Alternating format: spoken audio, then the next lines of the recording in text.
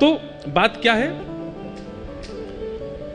वृंदावन की प्राप्ति श्री जी की कृपा से, वृंदावन में वास सखीन सहचरीन की कृपा से, पर वृंदावन का अनुभव ये तो रसिक संतन की कृपा से होएगा, ये तो रसिकन की कृपा से होएगा। उनको ढूंढो, उनके चरण वंदन करो। और ऐसी ही कृपा हुई हमारे श्री प्रकाशानंद सरस्वती जी के ऊपर श्री चैतन्य महाप्रभु के। महाप्रभु चैतन्य अपने संन्यास वेश के बाद दक्षिण यात्रा पर गए थे, और दक्षिण में हमारी संप्रदाय की प्रथम पीठ श्रीरंगम तिरुचि में जो है, तिरुचिरापल्ली में, वहां महाप्रभु जी विराज रहे थे। वहां पर ठाकुर जी पौढ़ानाथ शेषनाग पर पौड़े हैं। कभी कभी हम प्राचीन संतों की बातें सुनते हैं तो मन में एक भाव आता है, कितनी संप्रदायों में समरसता है। और आजकल देखो महाराज जी, आजकल लोग हमको ही डांटते हैं, आप श्री वैष्णव हो, आप हरिदासियों की बात क्यों करते हो मंच से, आप हरिवंशियों की बात क्यों करते हो, आप गौड़ियाओं की बात क्यों करते हो। क्यों ये सब भाव आते हैं? प्राचीन काल के आचार्यों के भाव सुनो, कहीं भी उनमें ऐसा मतभेद नहीं है कि ये हैं इनसे हमने, सब एक दूसरे के संग। अब हरिराम व्यास जी, वो तो स्वामी श्री हरदास जी के पास इतने विराजमान रहते, जबकि स्वयं हितरवंश महाप्रभु के अनुयायी। अपने पुत्र को तो दीक्षा ही उन्होंने स्वामी जी से दिलवाई।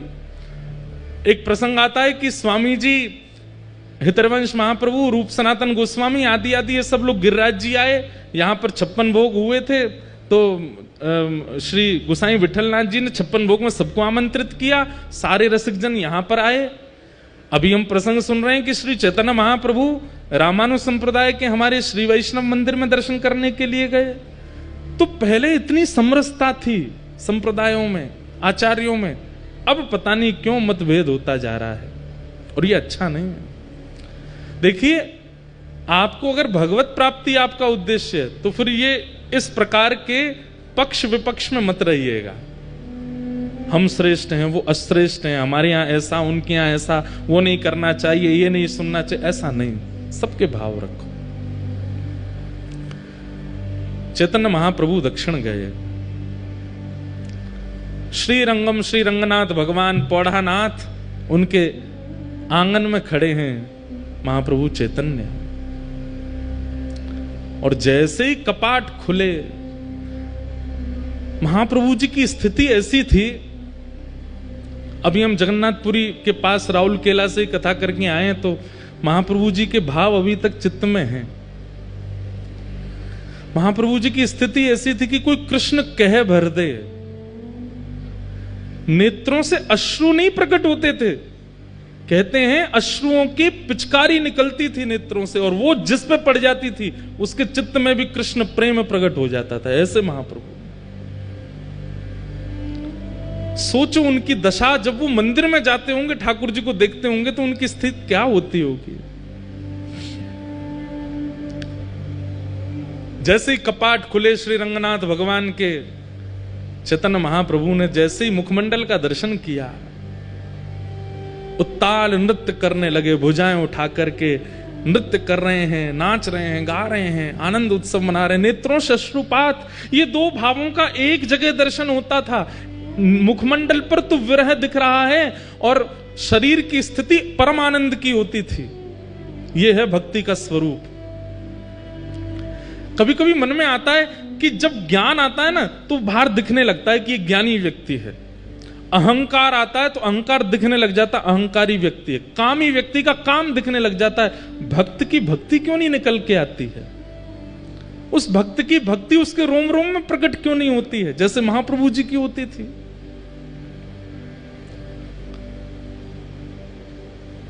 चैतन्य महाप्रभु भाव नृत्य कर रहे थे।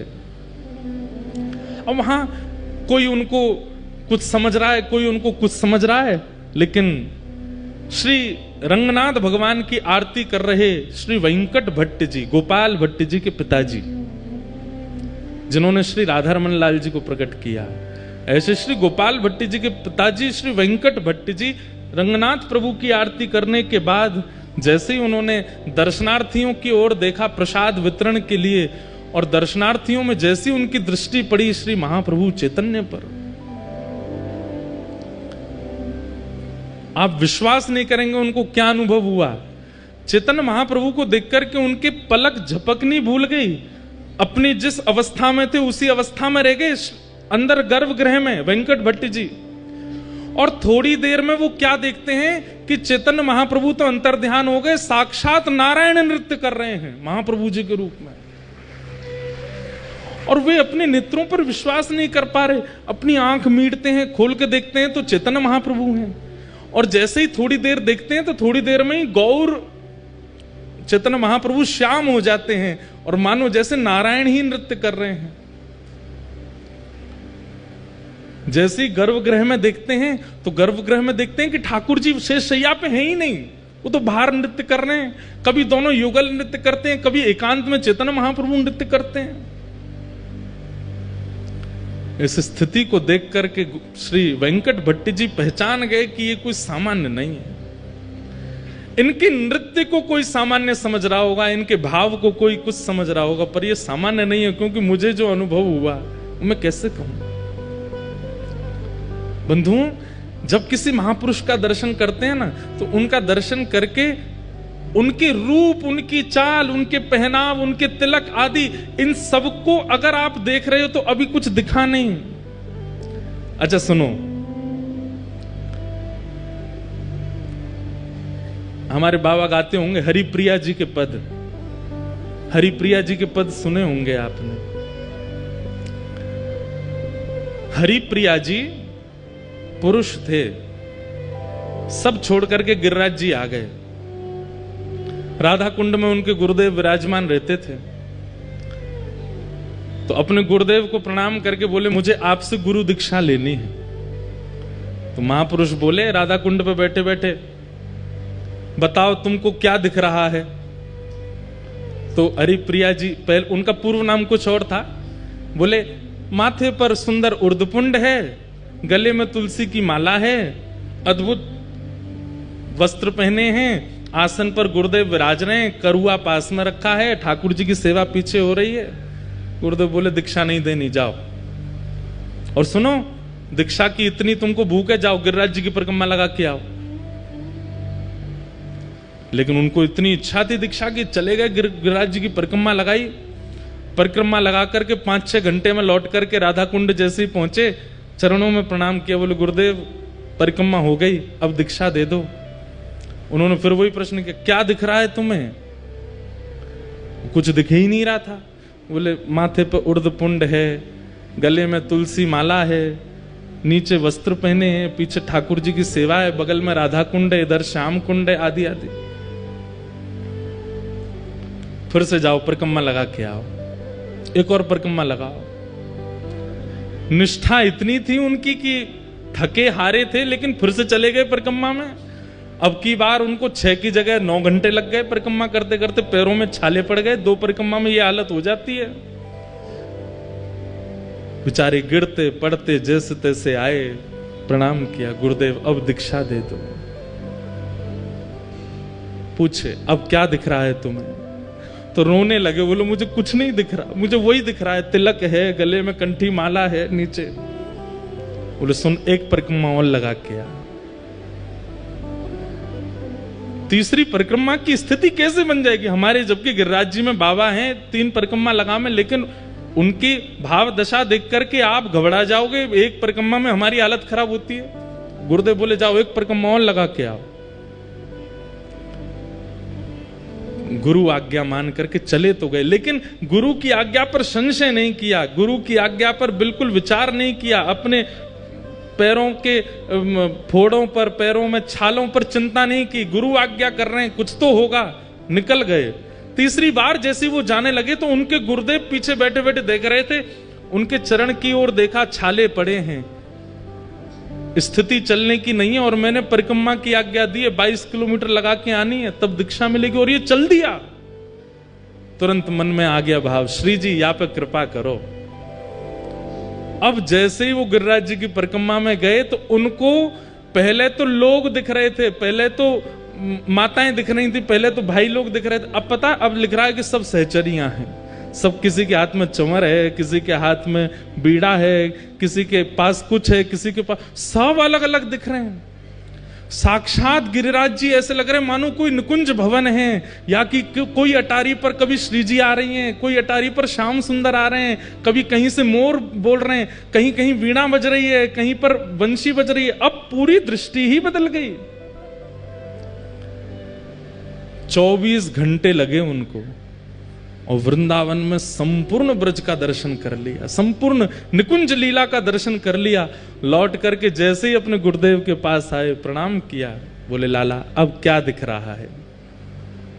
अपने गुरुदेव को देख के कहते हैं, एक सखी विराज रही है, सुंदर नथनी पहनी है, कानन में कुंडल है, नेत्रन में काजल लगे हैं, सुंदर चुनरी ओढ़ी है, पीछे दर्पण है, बहुत सुंदर मणि मंडित नीचे सब फर्श है, यहां श्याम कुंड है, यहां राधा कुंड है, और मेरे गुरुदेव की गोद में प्रिया प्रियतम दोनों विराजमान है। जैसे ये दर्शन हुए तब उनको स्वीकार किया और उनका नाम रखा है श्री हरि प्रिया। उनके बड़े पद रसिक जन गाते हैं, एक आध दिन हम भी गाएंगे कथा में, श्री हरि प्रिया। मैं क्या बताना चाह रहा हूं आपको कि ब्रज में रहने वाले रसिक महापुरुष अगर इनके मन में आ गई कि याकू ब्रज को अनुभव होना चाहिए तो हो जाएगा। आपके अनेक प्रयासों से नहीं होगा, आपके अथक प्रयासों से नहीं होगा, किसी रसिक के मन में आ गई कि इसको ब्रज प्राप्त हो तो हो जाएगा।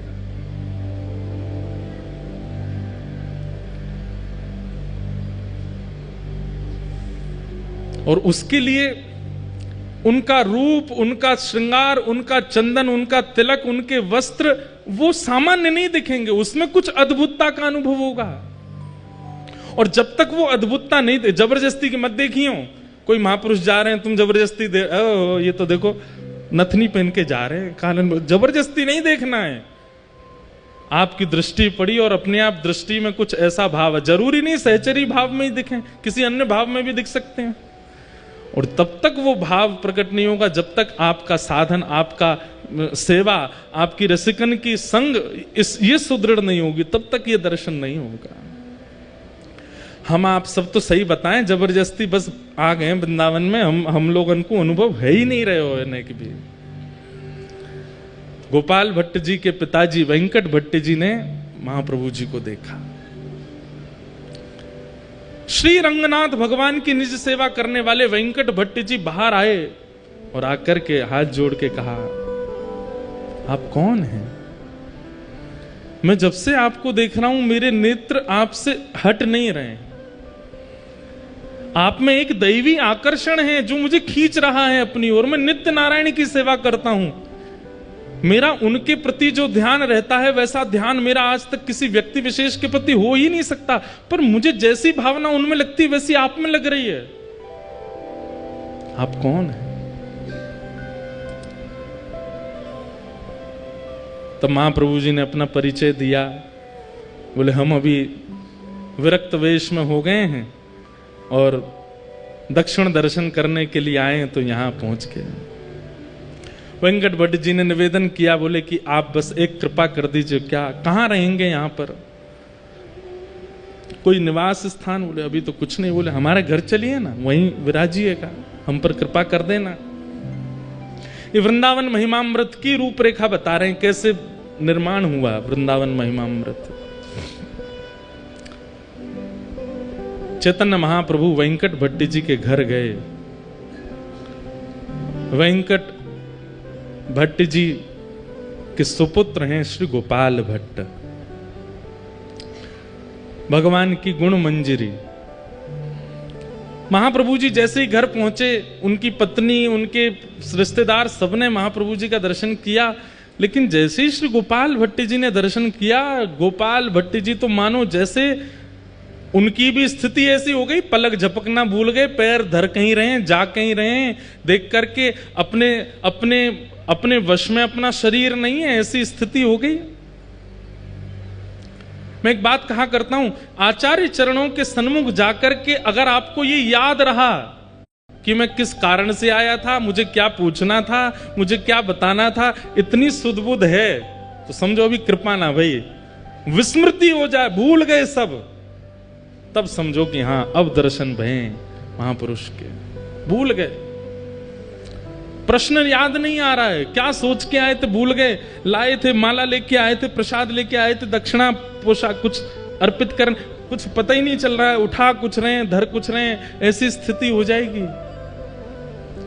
गोपाल भट्ट जी छोटे से हैं, अभी ज्यादा आयु नहीं है, लेकिन महाप्रभु जी को देख करके उनकी स्थिति ऐसी हो गई कि बस यही मेरे सब सर्वस्व है। इस सर्वस्व की भावना उनके प्रति प्रकट हो गई।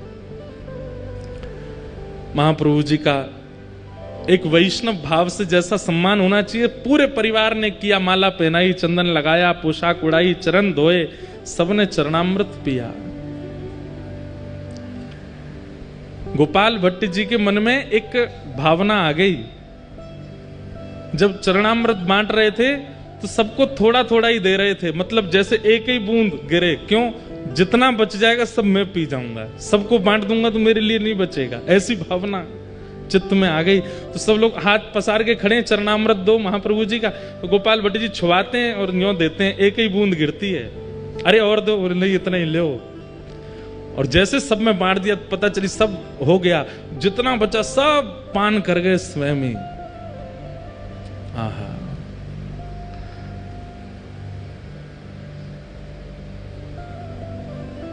गोपाल भट्ट गोस्वामी पर कृपा हुई, खूब सत्संग हुआ, आनंद हुआ। अगले दिन श्री चैतन्य महाप्रभु प्रस्थान करने के लिए तैयार हुए। वेंकट भट्ट जी ने निवेदन किया, बोले कि महाप्रभु जी आप कहां जा रहे हैं? बोले अब यात्रा हो गई हमारी, अब आगे चलेंगे। बोले आज आषाढ़ शुक्ल एकादशी है, आज से चातुर्मास प्रारंभ हो रहा है, आपका प्रथम विरक्त वेश है, अब आप नहीं जा सकते यहां से, 4 महीना तो हिल नहीं सकते। और पूरा घर नृत्य करने लगा। चैतन्य महाप्रभु चिंता में बैठे, बोले कि ये क्या हुआ, आज से चातुर्मास प्रारंभ हो गया, मुझे तो याद ही नहीं था। और सबसे प्रसन्न होकर के झूम रहे हैं श्री गोपाल भट्ट गोस्वामी, छोटे से। बोले तो हम पर कृपा करने के लिए ऐसा योग बना है कि आप भूल गए और वो दिन आ गया कि अब आपको यहीं रहना पड़ेगा।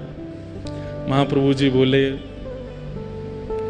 कैसे बताऊं कि गोपाल भट्ट तुम गुणमंजरी हो, तुम ही वृंदावन में श्री राधा रमण जी को प्रकट करोगे। और राधा रमण प्रकट करता पर 1 2 दिन 4 दिन की कृपा नहीं, यहां तो 4 महीना एक रसिक, एक महापुरुष की कृपा होगी, दृष्टि होगी, आस्वादन होगा, संग मिलेगा, तभी तो श्री गोपाल भट्ट जी प्रकट करेंगे। श्री गोपाल भट्ट की हृदय वेदना प्रगट्यो शाले ग्राम, रूप सुधा को खान हमारो श्री राधा रमण जी। इतनो प्यारो ठाकुर मिलो है, क्योंकि महाप्रभु जी की। और देखिए कृपा भी कहां, दक्षिण में जाकर के श्री वेंकट भट्ट जी के यहां रंगनाथ मंदिर के पुजारी के घर के बालक के ऊपर। वृंदावन स्वयं चुनता है, आप वृंदावन को नहीं चुनते। वृंदावन को अगर आपको चुनना होगा तो आपको रसातल से ले आया जाएगा कि आओ भाई वृंदावन में रहो, तुम वृंदावन के हो। महाप्रभु जी 4 महीने वहां विराजे। वेंकट भट्ट जी के छोटे भाई थे, उनका नाम था प्रबुद्ध भट्ट। वे बहुत पहले ही घर परिवार छोड़ के संन्यास आश्रम उन्होंने ग्रहण कर लिया था। परम विद्वान, परम ज्ञानी, काशी में विराजमान थे।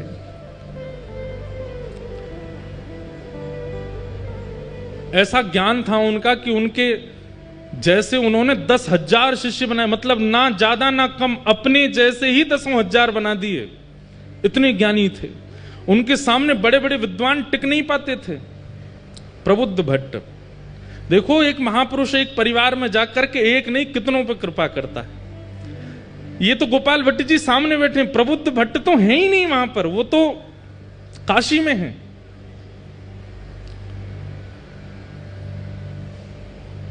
कभी कभी अपने घर की पूछते थे क्या चल रहा है घर पर, तो उन्होंने पूछताछ करी, भैया हमारे दक्षिण में हमारे परिवार में सब आनंद मंगल है। कोई गया था दक्षिण से, उसने जाकर के बताया, बोले महाराज आनंद मंगल, आपके यहाँ तो वेद पाठ आदि सब बंद हो गए, आपके यहाँ पे नित्य पूजा आदि यज्ञ हवन होम होते थे सब बंद हो गया, अब तो एक ही चीज होती है। बोले क्या? भुजा उठा के हरि हरि बोलो, हरि हरि बोलो, सब प्रेम से बोलो, हरि बोलो, ये सब होता है। प्रबुद्ध भट्ट जी बोले ये कौन कर गया, ये क्या बोल रहे हो, ऐसा हो ही नहीं सकता। हमारे दोनों बड़े भैया बड़े वैदिक हैं और बड़े कर्मनिष्ठ हैं, कर्मकांड तो हमारे यहाँ रोज हवन होता है, रोज यज्ञ होता है, नियम से वेंकट रंगनाथ भगवान की सेवा अर्चना कैंकर्य होता है, ये क्या बोल रहे हो? बोले अरे महाराज आपको नहीं पता, आपके यहाँ की स्थिति सब बिगड़ गई है। कारण? बोले कारण कोई कृष्ण चैतन्य महाप्रभु हैं, वो पहुंच गए। कहते हैं उनको देखते ही प्रेम प्रकट हो जाता है चित्त में, उनको देखते ही भाव प्रकट हो जाता है। उन्होंने जाकर के आपके परिवार के ऊपर ऐसा टोना किया है, सब एक तरफ धर के केवल और केवल हरिनाम संकीर्तन करते हैं। ये सुनकर के प्रबुद्ध भट्ट जी को बड़ा क्रोध आया। बोले इसकी जानकारी बताओ तो मुझे, कौन है चैतन्य कृष्ण? उनके बारे में सब बताया। बोले कि अभी जगन्नाथपुरी में विराज रहे हैं और महाराज इनके ऊपर ऐसी शक्ति है, ऐसा टोन। अब ये तो देखो आज भी होता है, ये आज भी होता है। हमारे चित्र विचित्र बाबा गाते हैं, लोग बाग झूमते हैं, आनंद करते हैं, तो चार लोग बैठ के यूं भी कहते होंगे ये कुछ पी के आते हैं जो इनकी आवाज ऐसी आ जाती है, ये कुछ खा के आते होंगे ऐसा जो इनके स्वर ऐसे हो जाते हैं। हमारी पूनम दीदी जब गाती हैं तो भाव में नेत्रों से आंसू गिरने लगते हैं, उसमें भी लोग बाग बोले जबरदस्ती रोती हैं, इनके भाव नहीं आ रहे हैं, जबरदस्ती। लोग बाग बोलते हैं, लोग बोलना बंद नहीं करेंगे। आप भाव से राधा रमन जी के मंदिर में जाके नृत्य करने लग जाओ, उधर नचकैया खड़ो है, नाच रहो है, ठाकुर जी के आगे भी मान नहीं रहो, यहीं पे नाच रहो है। आजकल हमारे लिए भी बन नहीं है बातें, तो क्या ये तो जब महाप्रभु जी को नहीं छोड़ा, जब मीराबाई को नहीं छोड़ा लोगों ने, तो फिर ये हम तो कहाँ नेक नेक से बालक हैं, हमको कैसे छोड़ दें? और ये भी कृपा है आपके लिए। चार लोग यूं कहें पाखंड है तब समझो कि हाँ बढ़िया है, ये भक्ति के आसपास सिक्योरिटी गार्ड तो भी आ गए। हमारे प्रेमानंद जी महाराज बेचारे कैसा राधा नाम प्रचार कर रहे हैं, उनके पीछे भी लोग पड़े रहते हैं, कुछ ना कुछ बोलते रहते हैं, कहते रहते हैं, करते रहते हैं। परंतु ये बात मान लीजिएगा, ये आपकी भक्ति की सिक्योरिटी हो रही है, अच्छा है। भ्रात श्री प्रबोधानंद जी कहते हैं, भ्रातः तिष्ठ टले टले विटपिनाम ग्रामेषु भिक्षाम अटः। नहीं, श्री रूप गोस्वामी कहते हैं, स्वच्छंदम पिबयामुनम जलमलम चीराणि कंथाम कुरु सम्मानम कलयाति घोर गरलम नीचप्पमानम सुधा। वृंदावन में तो आपकी निंदा होने लग जाए तो समझो अब भक्ति सुरक्षित है, अब भक्ति बढ़िया हमारी, अब यहाँ पे कोई की आंच नहीं आवेगी, बढ़िया है। बाहर खड़े हैं चार पहरेदार, और बहुत सम्मान होने लग जाए तो घबरा जाना कि कहीं हमारा नाम ना छूट जाए। तो प्रबुद्धानंद जी ने जैसे ही सुना, अच्छा प्रकाशानंद नाम हो गया था उनका, प्रकाशानंद जी ने जैसे सुना, अच्छा इसने मेरे घर जाकर के सबको, बोले हमारा वो गोपाल भट्ट उसकी क्या स्थिति है, वो तो बालक है, वो तो ठीक है, उसको बुला दो। बोले उसकी तो पूछो ही मत, वो तो दिन रात रोते रहते हैं। बोले दिन रात, बोले ठाकुर जी को नहीं, चैतन्य महाप्रभु को याद करके रोते हैं। प्रकाशानंद जी बोले ढूंढो इसको, कहां है? बोले ये तो अभी वहां हैं जगन्नाथपुरी में, इनको पत्र लिखो। पत्र लिख करके चैतन्य महाप्रभु को भेजा। और क्या लिखते हैं पत्र में? अरे चैतन्य, ना कोई नाम, ना कोई सम्मान, ना कोई उपाधि, चैतन्य।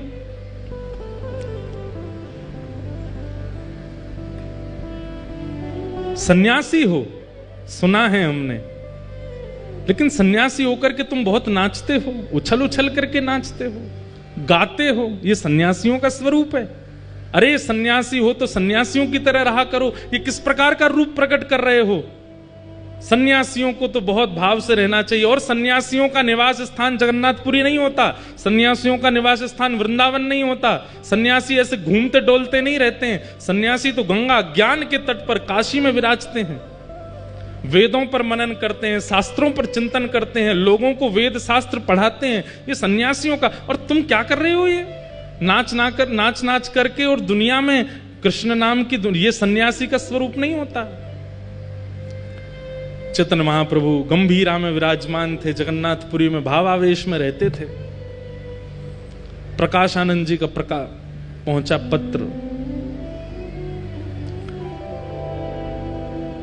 पत्र पढ़कर के शिष्यगण सब सुनाने लगे। और जैसे ही उसमें भाव सुने, इतना आक्षेप सुना, अपने बारे में इतनी निंदा सुनी, महाप्रभु जी प्रसन्न हो गए। जय हो जय हो जय जगन्नाथ। महाप्रभु जी की बड़ी कृपा, महाप्रभु जी का बड़ा अनुग्रह है। अरे भैया आज तो उत्सव होना चाहिए, लड्डू बांटो लड्डू बांटो। अच्छा है। जय हो हमारे गोपेश बाबा की जय हो। गौ माता की पूरे ब्रजमंडल में और पूरे भारतवर्ष में सेवा के प्रकल्प को लेकर के खूब महाराज जी सजग रहते हैं। ऐसे हमारे महाराज जी को बारंबार प्रणाम। क्या बता रहा था मैं? सुनो सुनो, इधर देखो। क्या बता रहा था मैं? हैं? हाँ, पत्र आया, लड्डू बांटो, रबड़ी बांटो।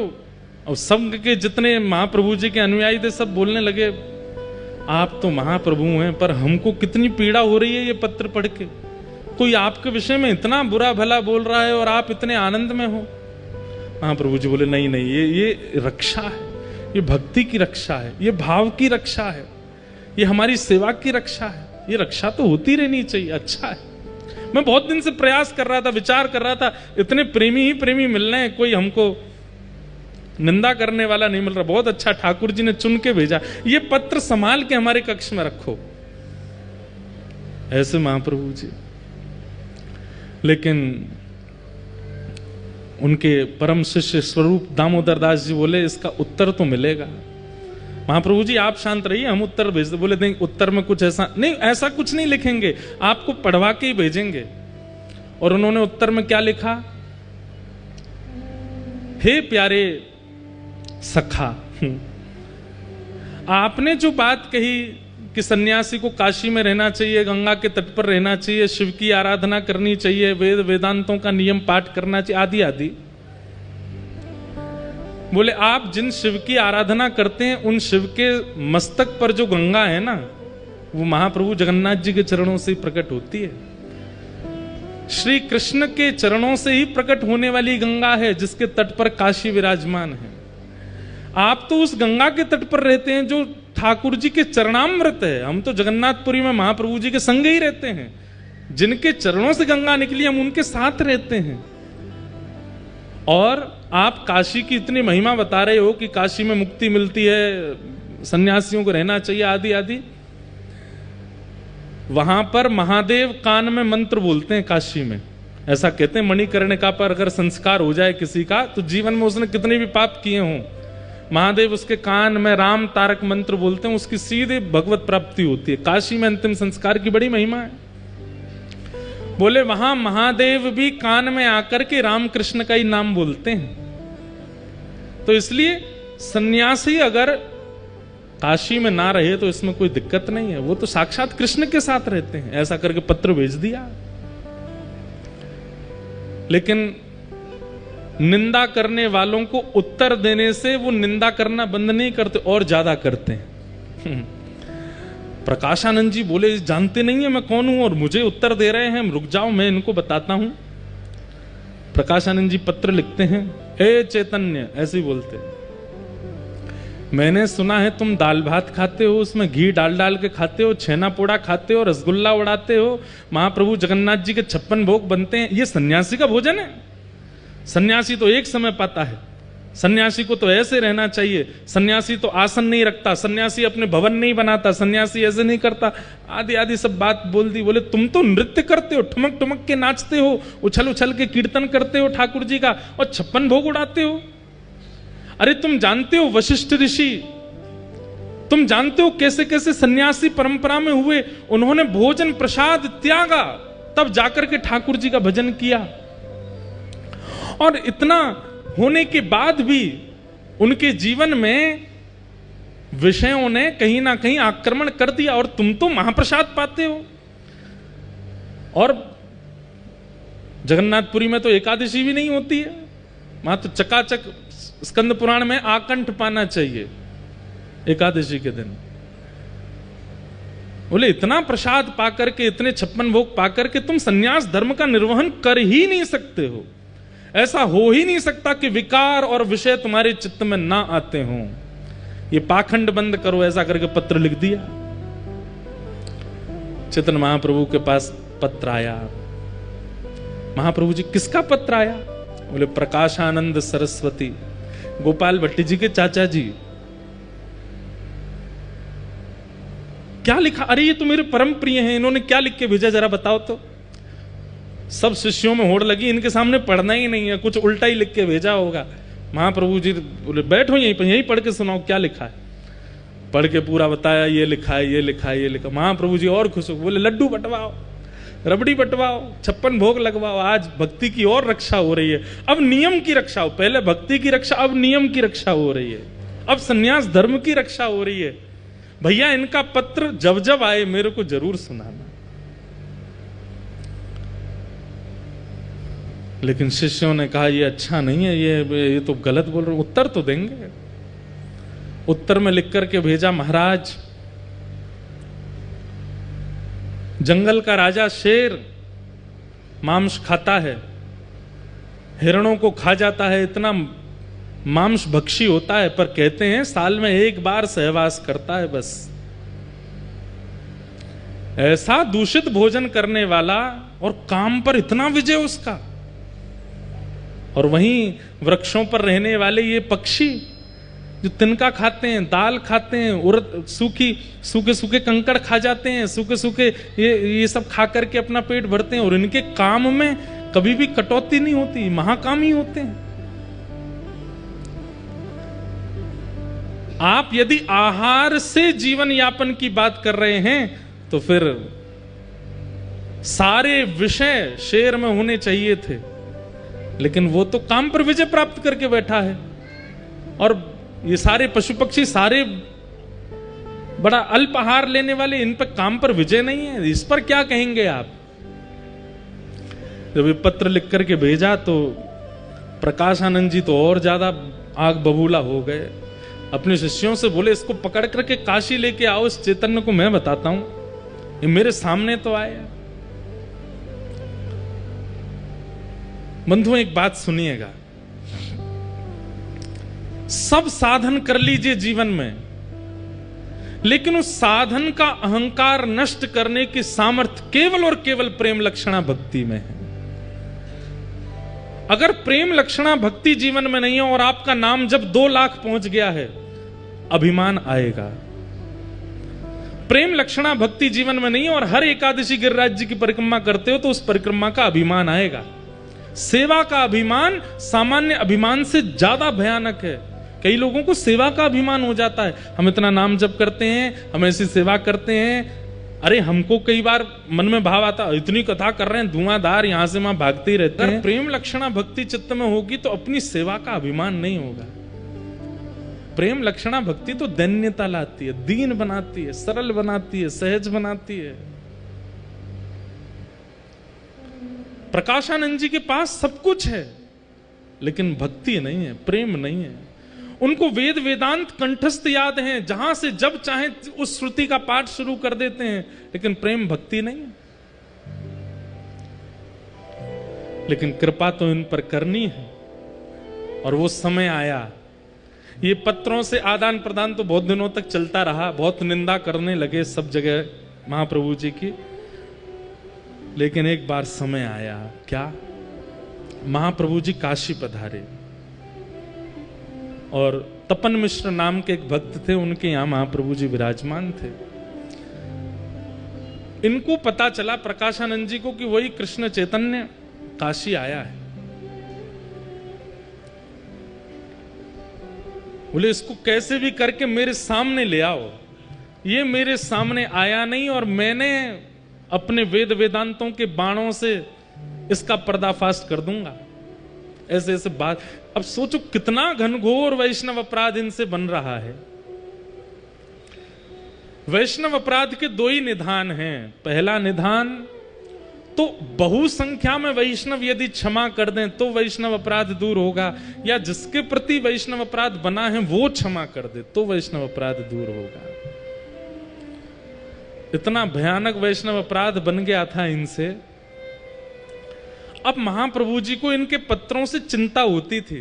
क्या चिंता होती थी कि बोले भैया इनको गति कहां मिलेगी, ये जिस तरीके की भाषा बोलते हैं, जितना अपमान करते हैं, भले ही कुछ नहीं है लेकिन कृष्ण नाम तो बोलते ही हैं, इनकी गति कैसे होगी। अब महाप्रभु जी ने मन बनाया कि मुझे इनसे एक बार तो मिलना है। लेकिन कैसे मिलन हो। तब काशी में एक सन्यासियों की सभा हुई और उस सभा में सब सन्यासी पधारे, सब वेदज्ञ पधारे, सब ज्ञानी पधारे। तभी लोगों ने जाकर के प्रार्थना की महाप्रभु जी से कि आप भी चलो। महाप्रभु जी बोले हम भीड़ में नहीं जाते, सभा में नहीं जाते। बोले नहीं महाप्रभु जी आप चलेंगे, इतने लोगों को दर्शन होगा, चलिए ना। महाप्रभु जी आए। यहां मंच पर बैठे हुए प्रकाशानंद जी को पता नहीं था कि महाप्रभु जी आने वाले हैं। पूछने लगे, बोले भैया विलंब क्यों हो रहा है इतना ज्यादा, इसको सभा को आगे बढ़ाओ। तभी किसी ने कहा, बोले कृष्ण चैतन्य महाप्रभु आ रहे हैं, उनकी प्रतीक्षा हो रही है। प्रकाशानंद जी ने तो अपनी कमर कसी, सिर पर एक पटका सा बांधा, बोले आज आने दो, आज बढ़िया है, इतनी सभा है, सबके सामने इसको आज देखूंगा। हाथ कांप रहे हैं, क्रोध में पैर कांप रहे हैं, आंखें लाल पड़ गई हैं, ताम्रवर्ण हो गया है, कब आएगा कब आएगा, मेरे सामने तो पड़े एक बार।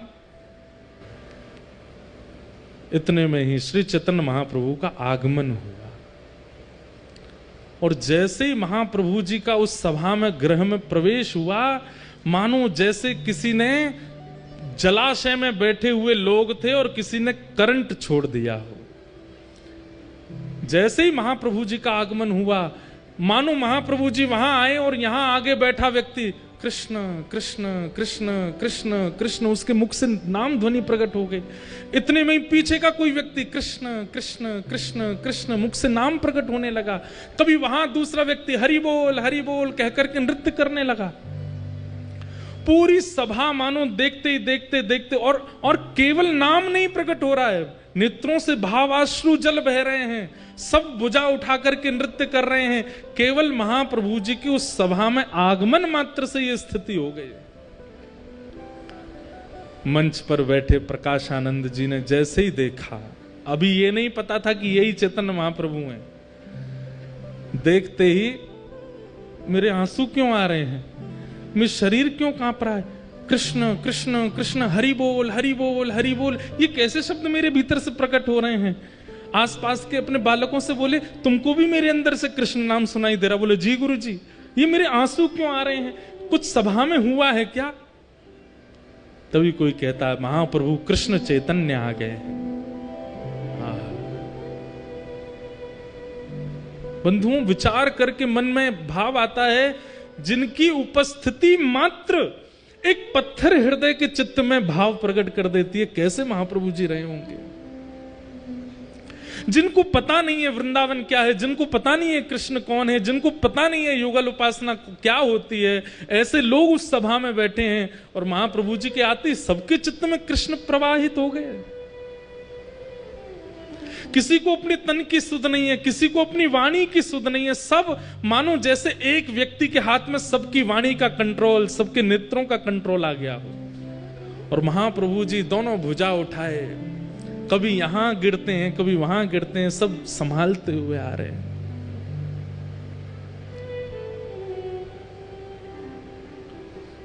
प्रकाशानंद जी अपने क्रोध विरोध को तो भूल गए, मुख से नाम प्रकट हो गया, नेत्रों से आंसू प्रकट हो गए। और तभी चेतन महाप्रभु आए और आकर के ऐसे ही नीचे सभा में ही एक जगह ऐसी बना दी लोगों ने। अच्छा, एक बात मैंने पढ़ी कि लोग बाग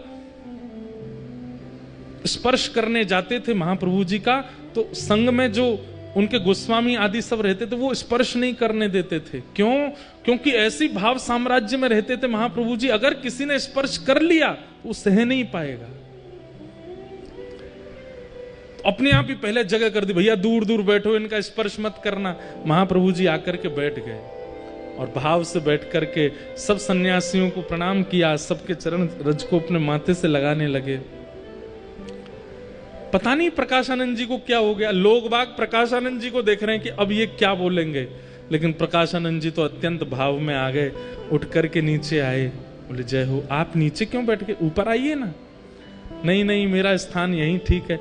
तो जैसे कोई नीचे बैठ जाए तो उसको पकड़ के ऊपर लाते हैं, तो जैसे ही हाथ पकड़ा महाप्रभु जी का, सब बोले ये नहीं करना था इनको, और जैसे ही स्पर्श किया है, हाँ कृष्ण हाँ कृष्ण हाँ कृष्ण कह करके वहीं गिर पड़े प्रकाशानंद जी। शरीर पूरा कंपन होने लगा, नेत्रों से आंसू गिरने लगे। महाप्रभु जी ने किसी से कहा इनको संभालो। सुनने में इस स्थिति को हम अनुभव ही नहीं कर पाएंगे जो स्थिति होती थी। हमारे अष्ट सखा गाते हैं, एक हमारे अष्ट सखाओं में एक सखा हुए, उनका नाम था छीत स्वामी। क्या नाम था? पहले इनका नाम था छीतू पंडा। क्या नाम था? ये बड़े उग्र स्वभाव के और मजाक मतलब संतों की उपहास करना, उनके मजाक उड़ाना। उस काल में मथुरा आए थे हमारे श्री वल्लभाचार्य जी महाराज, और ये उनकी परीक्षा लेने के लिए गए थे। लेकिन जैसे ही महाप्रभु जी का दर्शन किया, दर्शन करते ही चित्त से सारे विकार खत्म हो गए, नेत्रों से आंसू गिरने लगे। छीत स्वामी जी ने एक पद गाया, और वही पद आज प्रकाशानंद जी के मुख से मानो प्रकट हो रहा हो महाप्रभु जी को देख करके। भई अब गिरधर सो पहचान, भई अब गिरधर सो पहचान, भई अब गिरधर सो पहचान, गिरधर सो पहचान। मतलब रसिक जनों के दर्शन बिना पढ़े बिना सुने, केवल दर्शन से ठाकुर जी की अपने आप पहचान होने लग गई। ठाकुर जी अपने आप समझ में आने लगे। कहां इतनी कथाएं, इतने प्रवचन सुनने के बाद भी ठाकुर जी का अनुभव नहीं होता, लेकिन एक रसिक की दृष्टि मात्र पढ़ने से ठाकुर जी से पहचान होने लगी। छीत स्वामी जी कह रहे हैं, मैंने कोई साधन नहीं किया, मैंने यमुना स्नान नहीं किया, मैंने कभी जाप नहीं किया, लेकिन इनके सामने बैठने मात्र से मुझे ठाकुर जी के रूप का बोध हो गया। तब उन्होंने ये गाया, भाई अब गिरधर सो पहचान, भाई अब गिरधर सो पहचान। कपट रूप छलवे को आयो, कपट रूप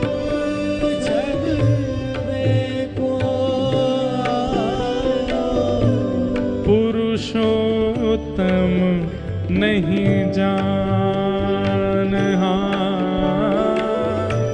पुरुषोत्तम नहीं जान।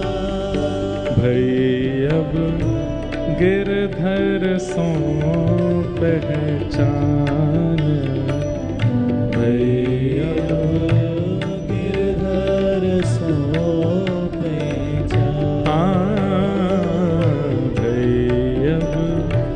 गिरधर सो पहचान, गिरधर सो पहचान।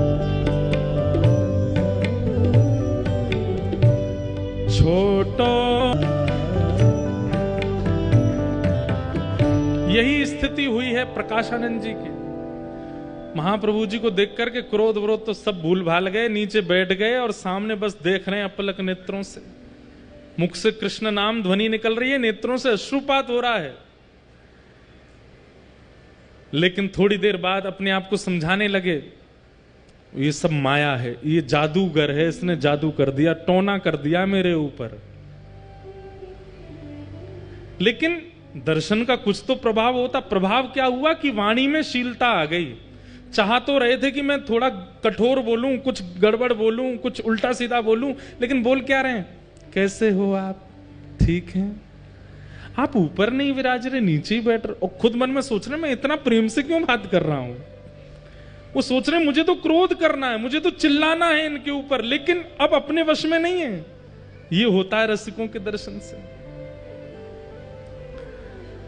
महाप्रभु जी बोले आपकी सबकी कृपा है। प्रकाशानंद जी बोलने लगे मैं आपसे एक शिकायत करना चाहता हूं। बोले क्या? सन्यासियों को इतना नाचना नहीं चाहिए। आप इतना रोते हो, इतना ज्यादा अच्छी बात नहीं है ये। अरे सन्यासी तो पूरे विश्व को ज्ञान देता है, उसकी रहनी उसकी करनी से लोग प्रभावित होते हैं। आप क्या करते हैं इतना? मुझे लगता है आप पढ़ते नहीं हो, आपको पढ़ना चाहिए। महाप्रभु जी बोले हमको तो कुछ आता ही नहीं है, हम तो बिल्कुल अज्ञानी हैं, पढ़ाई लिखाई हमसे होती नहीं थी। तो हमारे गुरुजी ने गलती से बहुत मेहनत करके 6 साल लगे हमको एक श्लोक याद करवाया। बोले कौन सा श्लोक याद कराया, जब बताओ तो। अब वेदज्ञ हैं, ज्ञानी हैं, तो सुनने बैठ गए। बताइए कौन सा श्लोक याद कराया। बोले हरेर नाम हरेर नाम हरेर नामैव केवलम कलौ नास्त्यैव नास्त्यैव नास्त्यैव गतिरन्यथा। केवल हरि नाम हरि नाम हरि नाम, इसी से कल्याण होगा। कलयुग में और किसी से कल्याण होने वाला नहीं है। प्रकाशानंद जी बोले और आपने ये श्लोक याद करके जीवन में उतार लिया। बोले हाँ हमने तो भैया, मैं क्या बताऊं, गुरुजी ने ये श्लोक याद करा दिया, फिर हमने इसका अर्थ पूछा तो गुरुजी ने बताया कलयुग में केवल नाम से उद्धार होगा। फिर हमारे गुरुजी ने हमको महामंत्र दे दिया। बोले क्या है महामंत्र? बोले हरे कृष्ण कृष्ण कृष्ण हरे हरे, हरे राम राम राम। बोले बस ये 2 ही आते हैं हमको, और कुछ नहीं आता। और महाप्रभु जी है वो तो सब जानते हैं, लेकिन बोल रहे हैं बोले बस ये 2 ही आते हैं हमको, और कुछ नहीं आता। और महाप्रभु जी है वो तो सब जानते हैं, लेकिन बोल रहे हैं। प्रकाशानंद जी बोले आप एक काम करो अब। बोले क्या? अब मेरा लड़ने का मन नहीं है आपसे, आप अच्छे व्यक्ति हो, आपका स्वभाव स्वरूप देख के मुझे आप पे कृपा करने का मन हो रहा है। महाप्रभु जी बोले कर दो कृपा। बोले कृपा ऐसे नहीं करूंगा, तो पढ़ने आओ मेरे पास, मैं आपको वेद पढ़ाऊंगा। महाप्रभु जी बोले कब से आना है? आज से। आज से बढ़िया दिन है, आज से चलो। महाराज प्रकाशानंद जी हाथ पकड़ के ले गए अपने घर पे ही, जाकर के महाप्रभु जी को सामने बैठा। बोले पढ़ो हमारे साथ। महाप्रभु जी बैठ गए। 3 दिन हो गए पढ़ते पढ़ते।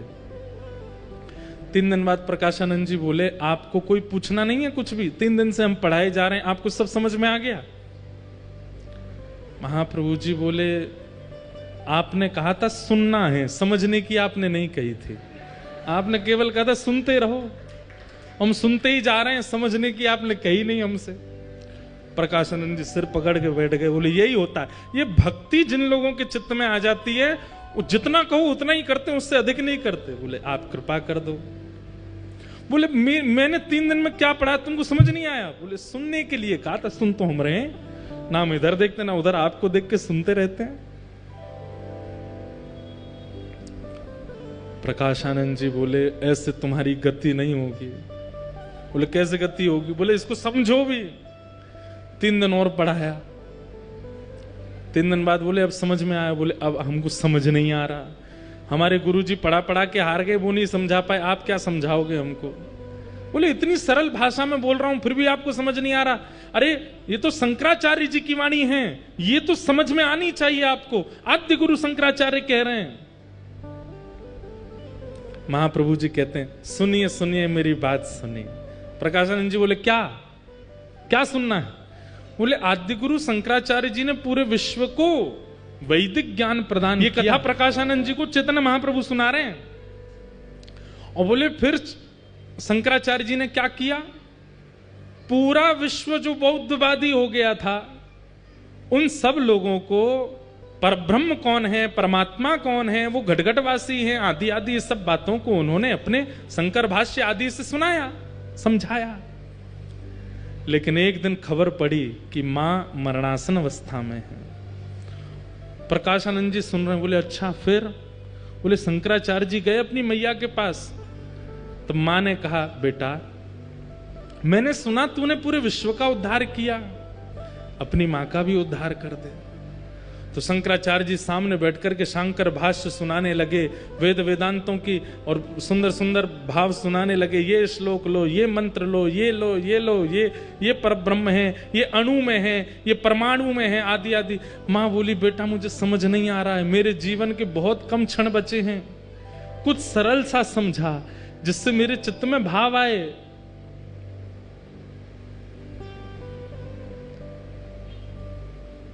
तब पता है प्रकाशानंद शंकराचार्य जी ने क्या सुनाया? बोले क्या सुनाया? बोले श्री कृष्णाष्टकम भजे ब्रजैकमण्डलम समस्त पाप खंडनम सुभक्त चित्तरंजनम सदैव नंदनंदनम सुपीच्छ गुच्छमस्तकम, जो पीली पीली पाग अपने सिर पर धारण करते हैं, सुनाद वेणुहस्तकम अनंगरंग सागरम नमामि कृष्ण नाम। और ये सुनते सुनते शंकराचार्य जी सुनाते सुनाते रो रहे हैं, और सुनते सुनते मां के नेत्रों से अश्रु निकले और भगवत धाम की प्राप्ति हो गई। अपनी स्वयं की जन्मदात्री मां के लिए शंकराचार्य जी कृष्णाष्टकम गाते, और आप मेरे को यहां पे वेद वेदांत पढ़ाने बैठ गए हो। गति तो कृष्ण नाम से ही होगी प्रकाशानंद जी। प्रकाशानंद जी बोले इसका प्रमाण दो मुझको, तो प्रमाण दे दिया। बोले वहां लिखा है, इस बात का प्रमाण दो, उसका प्रमाण दे दिया। बोले नाम से गति होगी, इसका प्रमाण दो, प्रमाण दे दिया। प्रमाण प्रमाण प्रमाण प्रमाण, इतने प्रमाण दे दिए प्रकाशानंद जी को। लेकिन कुतर्की व्यक्ति के प्रमाणों से काम नहीं चलते, वो तो इसका भी प्रमाण लेके आओ। तो चैतन्य महाप्रभु को क्रोध आया, और जैसे ही आवेश में क्रोध आया, षड्भुज रूप धारण करके चैतन्य महाप्रभु प्रकट हो गए सामने। बोले तुझे प्रमाण चाहिए, देख प्रमाण, मैं ही प्रमाण हूं। और राम कृष्ण युक्त जब महाप्रभु जी का दर्शन किया, हाथ में धनुष बाण लगे हैं, कर में बंशी लगी है, जब षड्भुज रूप का दर्शन किया, बस एक क्षण के लिए दर्शन दे करके महाप्रभु जी ने तुरंत अपने भाव को अपने अंदर व्यवस्थित किया और चले गए वहां से। प्रकाशानंद जी तो रो रो के बुरा हाल हो गया उनका। बोले कि ये सामान्य नहीं है, ये साधारण नहीं है, ये कोई टोना टोटका जादूगर नहीं है, ये तो साक्षात श्री कृष्ण है, ये साक्षात श्री राम है, ये साक्षात परमात्मा ही इनके चित्त में विराजमान है। मैं इनको सामान्य पुरुष समझ रहा हूं।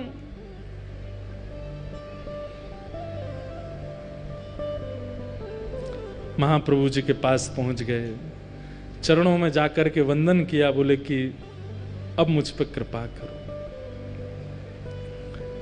मैंने वेद वेदांत उपनिषद किसी को नहीं छोड़ा, सब पढ़ लिख करके विद्वान बन गया, लेकिन मैं आज इतनी वृद्धावस्था में अनुभव कर रहा हूं कि मेरी तो अधोगति हो रही है। हे नाथ, मैं आपके चरणों में अपने नाक रगड़ के प्रार्थना करता हूं, मुझ पर कृपा करो। चैतन्य महाप्रभु ने प्रकाशानंद जी की ओर देखा। बोले अब एक ही कृपा है। बोले क्या? हम जो कहें वो करो। बोले क्या करना है? बोले इसी वक्त सब छोड़ के वृंदावन चले जाओ, श्रीधाम वृंदावन की प्राप्ति कर लो। और श्री वृंदावन में जाकर के वहां आपको रूप गोस्वामी मिलेंगे, सनातन गोस्वामी मिलेंगे, मधु पंडित मिलेंगे, आदि आदि सब मिलेंगे। हमारे रूप गोस्वामी जी ने श्री गोविंद देव जी को प्रकट किया है, सनातन जी को मदन मोहन जी मिले हैं, मधु पंडित को गोपीनाथ जी मिले हैं। आपके ही परिवार का एक बालक गोपाल भट्ट, जिसका नाम सुनकर के आप इतने बौखला गए थे, वह भी आएगा वृंदावन और उसके यहां भी ठाकुर जी प्रकट होंगे। आप उससे पहले वृंदावन जाइए और श्री वृंदावन की महिमा पर अपनी कलम चलाइए, वृंदावन की महिमा को प्रकट करो। प्रकाशानंद जी ने चरणों में प्रणाम करके कहा कि हे महाराज, मैं वृंदावन जा रहा हूं। वृंदावन का नाम सुनते ही नेत्र सजल हो गए। मैं वृंदावन जा रहा हूं, लेकिन मुझे पुनः आपके दर्शन कैसे होंगे? बोल कोई नहीं, गोपाल भट्ट जब आएंगे वृंदावन और एक दिन उनकी विरह वेदना होगी चित्त में, और तभी उनके सेवित शालिग्राम जी से राधा रमण लाल जी प्रकट होंगे। उन राधा रमण जी को ही देखते रहना, कभी कभी मेरा अनुभव हो जाएगा। गौर होले राधा रमण, उनमें ही मेरे भाव का दर्शन आपको हो जाएगा। अब शरीर से मेरा दर्शन आपको दोबारा नहीं होगा, वृंदावन जाओ। और श्री प्रकाशानंद जी महाराज वृंदावन के लिए निकले, चरणों में प्रणाम करके बोले पहले मेरा नाम बदलो, ये प्रकाशानंद नाम ही हटा दो, इसने मेरा सर्वनाश ही किया है, मेरा नाम बदल दीजिए। चैतन्य महाप्रभु ने कह दिया, बोले प्रकाश की आवश्यकता वृंदावन में किसी और से नहीं, वहां तो नित्य प्रकाश रहता है, इसलिए प्रकाशानंद नहीं, अब प्रबुद्धानंद जाएंगे वृंदावन। और प्रबोधानंद जी को वृंदावन भेजा, जिन्होंने वृंदावन की रस भी थी और कुंज गलियों में जाकर के वृंदावन महिमामृत ग्रंथ की रचना की। बोले वृंदावन बिहारी लाल की जय। ऐसे श्री धाम वृंदावन का प्राकट्य श्री प्रबोधानंद जी ने किया। किशोरी जी की कृपा से ब्रज मिल जाएगा, सहचरियों की कृपा से वास मिल जाएगा, पर वृंदावन के अनुभव तो किसी रसिक की कृपा से ही होंगे।